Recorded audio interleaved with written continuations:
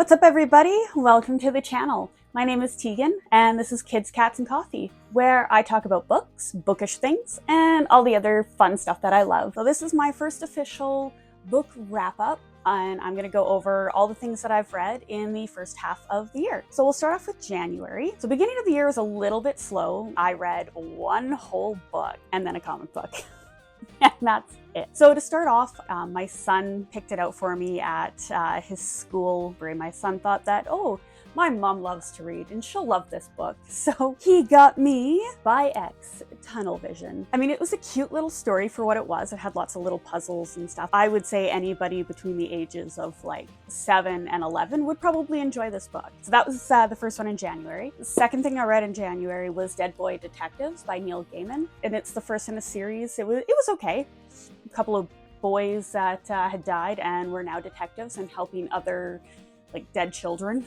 So it was an interesting read. I do like paranormal stuff, and Neil Gaiman's always good. So that was January. Then I got into February, which I read even less. I was quite busy in February. I had Fan Expo, which is a lot of work. It's 3 days of fandom geekness overload, which is a blast. Loved it. But there's a lot of prep that goes into it, with preparing all the cosplays and packing and traveling. So that took up a lot of my time in February. So I only got one book read, and it was just kind of a random pick off my shelf. I needed something that would fit in my purse so that I could carry it around with me, and that happened to be J.R.R. Tolkien's The Story of Kullervo, which was his first hand at rewriting like actual folklore. And so he was really inspired by this Finnish story, and he kind of created his own little mythos around it, which it's a very short little story, and the book actually takes up more about the discussion about Tolkien's work and his fascination with the original folklore that he based this off of. So it's an interesting read. It is definitely not for everyone. It's not exciting. There is not a whole lot going on. It's a lot of discussion.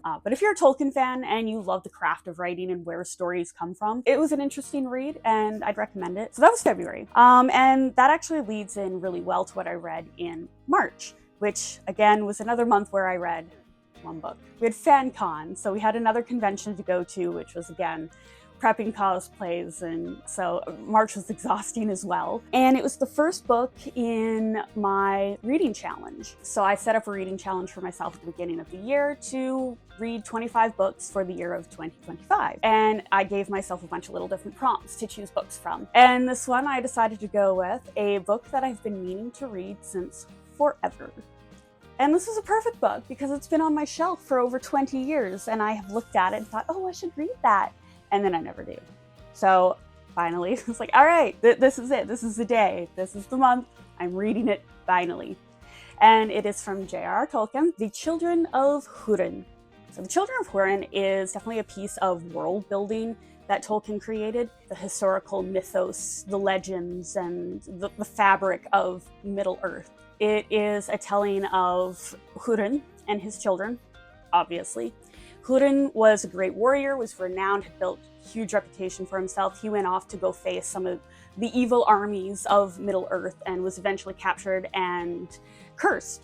This curse was placed on the whole family, and it follows his family until the curse can be broken. So it follows kind of the tragedy of Húrin's children and his family as they deal with the enemies and the evil that, spreads out across Middle-earth. So this is a really good read. I really enjoyed it. Tolkien's writing is just so beautiful. If you're a fan of Middle-earth, you're a fan of Tolkien, and you want to read more of like the history, the legends within Middle-earth, it's a great book. It's way easier to read than like the Silmarillion, because it really is a story rather than just a telling of history. So if you want to know a little bit more about the past in Middle-earth, it's a great place to start with. I really enjoyed it. It just really showcases Tolkien's beautiful prose. It's just, I love it. He could write anything and I would read it. So I'm a little bit biased there. So it brings us to April, where I actually started to read. Yay! So taking another one off of my reading challenge, I decided to go for an author, a local author. So I live on Vancouver Island, and I happened to find a few books at a convention being sold by the local authors. And I chose Daughters of Dusk.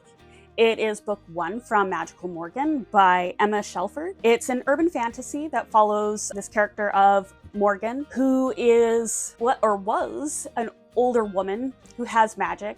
It starts off where she's waking up inside the body of somebody else, and she's got to reorient herself and figure out who she is now, what happened. She can't quite remember like how she got into this body, and so an interesting start.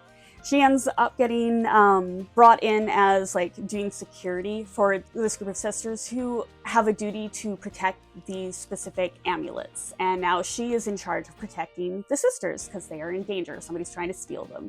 And so the whole thing kind of follows that little storyline. It's a fairly simple story, not the most exciting. You know, it had fairly good pacing. The characters were interesting. I liked the magic. I thought the magic was interesting, but I did enjoy it. I mean, the writing itself was pretty decent. I definitely would read the next one. I would probably put this at about 3.5. Then I got a couple of books out of the library, so I'm reading the Blue Exorcist manga series at the moment. I really enjoy reading mangas. They're very fast-paced, so they're perfect. I can sit down, 25 minutes, done. I also watch a lot of manga, or watch manga. No, I read manga. Watch anime. And I did watch Blue Exorcist first, and I really enjoyed the second season, and I had to start reading it. So now I am reading the manga. So yeah, so I ended up reading Blue Exorcist 1 and 2. I read both of them like in one shot. Fast-paced. I love mangas. They're always interesting stories, and I'm quite enjoying it. Rin, the main character, finds out that he is actually the son of Satan, but he wants to end Satan. And so he joins a school where he's going to train and learn to become an exorcist. I also read a little short story by Ray Bradbury called The Velt. It was it's about this family that has this very modern house that contains something they call the nursery, which is basically like a holodeck, and anything that the kids think of comes to life inside this room. It has a very dark twist near the end. It's a very interesting story. It's only 13 pages. You have to find it on the internet. It's not even published as far as I can find a physical copy of it. So I read it online from like some school website. Worth the read. Like I said, it's only 13 pages, so it's like 10 minutes and you'll be done. And that was my first taste of Ray Bradbury, which leads me into the month of May, where the first thing I read was Fahrenheit 451, which was really good. I really enjoyed that. Can you stop scratching at the door? So Ray Bradbury's Fahrenheit 451, dystopian novel that follows a man who is a firefighter. But in this world, the firefighters don't put fires out, they start them. They're the ones responsible for burning books, which are illegal. They're considered very bad and nobody can have any books. You can be entertained by, or what do they call them? By the parlor. They have walls set up with screens. And so when you go into your parlor and you can turn the TV on, basically it's like you're immersed in the world. You can interact with the characters. And the main character's wife is just like addicted to it. And she calls the people that are on her screens like her family. And it's almost like they're more real than even her husband. So it's a very interesting look at how we consume media, how it's shifted from like books into film. Everything's audio and visual with bright colors and bright sounds instead of, tucked nicely inside pages. And the main character, he's very curious about books, wants to read them. And this is just him basically dealing with an existential crisis and what comes afterwards, all surrounding because of these books that are so evil. I really liked Ray Bradbury's style of writing. It had really good flow and pacing. It was very visual. It was very believable in a lot of ways. It's like you could almost see this happening. Some of the commentary about the way that how books fell out of fashion, you can even see that happening right now. More and more people are ditching the books. They're going audiobooks, they're going TV and movies. And so we're already seeing that kind of shift away from a physical book into a more digital world. I really enjoyed it. I recommend it for sure. I definitely want to check out more of his work. I would give it probably about a 4 out of 5 as well. It was definitely worth the read. Then I read a book from another country, and I chose The Book of Merlin by T.H. White. It's the final volume in the Once and Future King series, which I read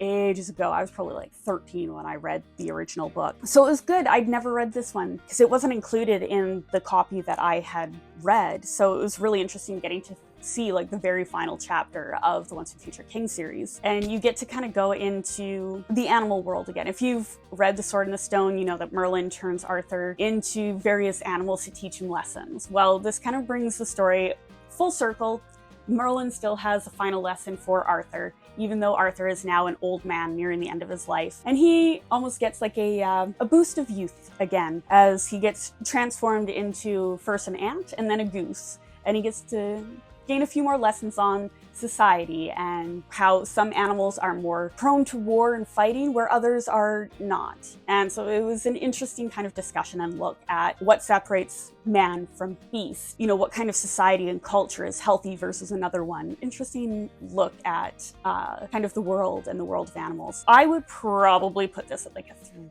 3 stars. Plot's really simple. Like, there really isn't a whole lot, like not a lot really happens. It's not a very plot driven kind of, I would say it's more almost philosophical in a way rather than being plot driven or character driven or anything like that. I would say some people might find it a little boring. I enjoyed it. So if you did enjoy the rest of T.H. White's work, you would probably enjoy this as well. So that is that one. Then I got to read for a genre that I don't normally read. I chose The Soul of an Octopus by Cy Montgomery. It is a scientific journal diary kind of thing. I actually don't know what you would call this genre. I don't think I've ever read anything from this genre before, to be honest. It is obviously nonfiction. It is a very detailed account of the author's experiences with octopuses at this one particular aquarium that she visits. And she gets to meet all different kinds of octopus and she talks about them. I learned a lot about octopuses in this book. Like, did you know that octopuses only live like a maximum of 3 years? And that's sad. I was so sad when I learned that. Like, they're just amazing creatures. It's really, really interesting. And Cy's writing it was very fast-paced, really smooth and flowing and engaging, and you could feel her enthusiasm and like just how emotional a lot of the experiences are. It was a beautiful story. I really enjoyed it. It kind of surprised me, to be honest, because I'm usually a fantasy reader. I'm like, give me sword and sorcery. I want action. I want, you know, sword swinging and magic blowing things up. So this is definitely a departure from that. I did not expect to enjoy it as much as I did. I would probably read more of her work just because of how engaging it was. And so I would definitely recommend this. I guess I'd probably give this a 4 stars. In June, I read another 2 Blue Exorcist mangas. So we're just continuing his story as he's learning to become an exorcist. He's had a couple of trials and tests that he's gone through. Not a whole lot happens in each manga. They're very short. I will do probably a manga series where I go into a little bit more detail on the mangas that I'm reading. But for now, that's a little snapshot. On to the next book that I read, which was a reread of one of my favorites. Now, I have a lot of favorites, so this was kind of hard to choose. So I had to pick one out of like my top few that I really, really love, which a couple of them I'd already just recently reread, so I wanted to choose something a little different. So I went down on my list a little bit. One of my childhood favorite, but I love the author. I've loved everything she's ever written. They're fun and interesting and engaging, and this was one of my favorites by her, and that is Hexwood by Deanna Wynne Jones. It is a very strange, twisted tale. How to explain this one? It's a little tricky to explain without giving things away. So this book it's like a sci-fi fantasy mystery. The main character is sick and in bed, so she's watching out her window at the things going on outside. She notices some strange people show up to the Hexwood estate and go through the gate. She's never seen anybody go through there before, so this piques her interest. She continues to watch and she sees more people come, but nobody ever seems to come out. So when she's finally feeling better, she decides that she's going to go see for herself. And the story that ensues is a very twisted, curvy story that kind of doesn't make sense at first. So you're trying to, just like Anne, you're trying to figure out what is going on, what is with this Hexwood estate. Nothing seems to make sense. Time doesn't seem to flow in a chronological order. She meets some very strange people that she's not so sure about. And it's not until the end where all the little strings from all the little plots are coming together and tie up into a nice little bow, and you get the answer and find out what's going on. It's a lot of fun, a lot of little twists and turns. It was fun reading it again. I enjoyed it. It is a book for like youth. I don't think it's even young adult. I think it's a little bit below that. But nevertheless, it is an excellent book. It's very engaging, fast-paced. The characters are all so unique and so well formed, and plot, of course, is excellent. I would give this a 5-star. Deanna Wynne Jones's writing style is fabulous. If you are looking for a book for your kid, I highly recommend it. Heck, even for adults. Then last but certainly not least, I chose a book for a recommendation from a friend. She gave me this book a few years ago. It has sat on my shelf for a while. I don't know why it took me so long to read it, but I finally picked it up and read it, and oh my god, I'm in love. This is my favorite book that I've read this year. This is one of the best books I've read in a really long time. I absolutely loved it. Loved it, loved it, loved it. I could not put this book down, and I cannot wait to get the rest of the series. It is book 1 of a series. So good. Okay, the final book that I read that is one of my favorites now. This has jumped up immediately to a 5-star, if not even a 6. And that is Red Rising by Pierce Brown. I know it's definitely made its way around the internet. It's fast-paced without feeling rushed. It is unique. It's a sci-fi novel. It follows the main character, Darrow. It is first person. Darrow? I'm not sure. I pronounce it Darrow. I could be wrong. Feel free to correct me. So the story goes, society is divided into classifications, a hierarchy of colors, with red being lowest of the low and gold being on top, the highest. Our main character, Darrow, he is a red. And he is a low red. So he is the lowest of the low that you can possibly get in the society. He is a miner. He lives underground, planet of Mars, because this society is spread out across the galaxy, or at least across the solar system. And he has never even seen the sun. He's never been above ground. He has no idea what Mars looks like on the surface. All he knows is in the tunnels. He gets taken in by this rebel group. He has been set to the task of tearing down society, bringing the golds down to their level, and the rebels are coming. Hence the name Red Rising, because he is now rising up through the hierarchy. He is going to become a gold, and then he is going to tear the whole system down from the inside out. So this is the introduction. This is how he becomes a gold and how he, first enters into society as a gold. So much happens. It is so exciting. It's so well written. Like, his writing is so good. His characters were really interesting. Darrow is very stubborn and focused. He's got a lot of anger and hate, and he has to learn how to